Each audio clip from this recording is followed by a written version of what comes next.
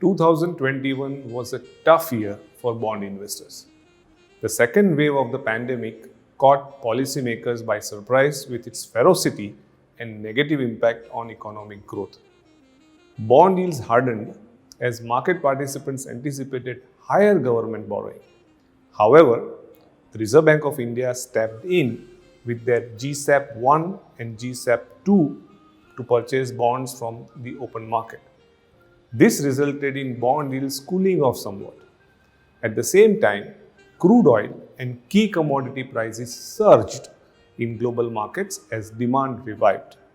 Crude oil, which was trading at around $45 a barrel in January, touched $85 per barrel towards the end of 2021.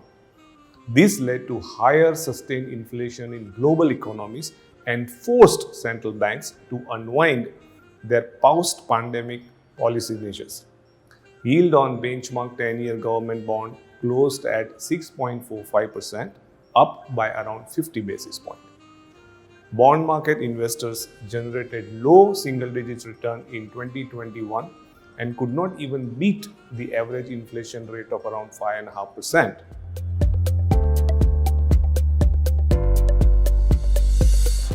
Global bond yields have hardened since the beginning of the year.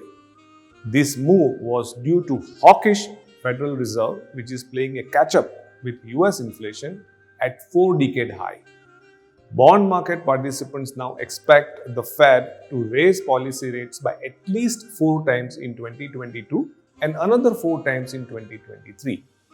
This rising tide of Fed hikes have left all boats in the global bond market. Indian bond yields too have hardened in response to sharp increase in US Treasury yields, sticky inflation, and reversal in post-pandemic policy measures. Bond market participants are now focused on the upcoming Union budget for financial year 2023 and the demand-supply dynamic for government borrowing, particularly at a time when the Reserve Bank of India has turned net seller of bonds from being net buyer of bonds last year. We expect government bond yields to harden gradually from here, even as India's economic recovery remains incomplete.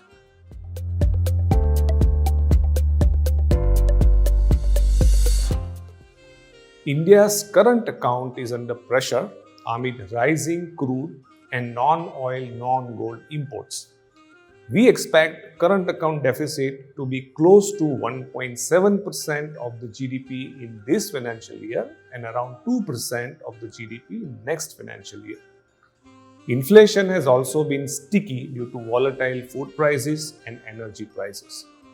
Higher taxes on petrol and diesels have caused a cascading effect on prices of other goods and services. Industrial production remains weak amid shortage of chips and weak private sector capex and low capacity utilization.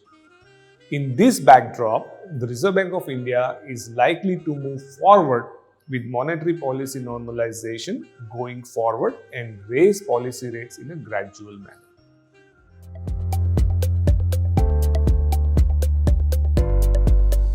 Despite rising inflation, the Reserve Bank of India has remained dovish as India's economic recovery remains incomplete. The Reserve Bank of India has clearly outlined the policy stance that they will remain accommodative and any change in policy stance will be communicated well in advance. Based on that, we expect the Reserve Bank of India to hike policy rates only in April 2022, and there was no communication of change in the policy rate in the December policy meeting. That said, the Reserve Bank of India has already hiked by stealth with increase in quantum of variable rate reverse repo auctions, which have pushed the cost of liquidity from around 3.35% to close to 4%.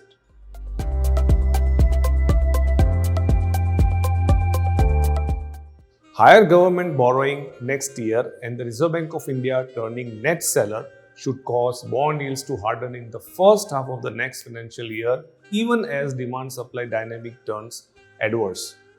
Rising policy rates and reduction in surplus liquidity from the Federal Reserve and other countries should also keep bond market sentiment subdued.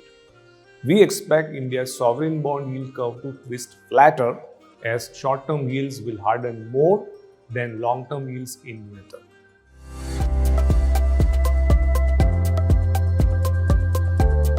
It's always tough for bond investors to invest when bond yields are rising. Investors tend to delay their investment decisions as they try to catch the peak level of yields. However, it is hard to predict the top in yields and invest at the same time. Therefore, investors with higher investment horizon should focus on target maturity bond ETF or bond index funds with residual maturity of at least 3 years. They should also evaluate if the recent steepness in the yield curve is rewarding sufficiently for increase in residual maturity based on their expected movement in policy rate, real yields, and term spreads. Based on the current term structure, we suggest investors to focus on target maturity bond ETFs and index funds maturing in 2026 to 2027 for superior tax-adjusted returns. Thank you.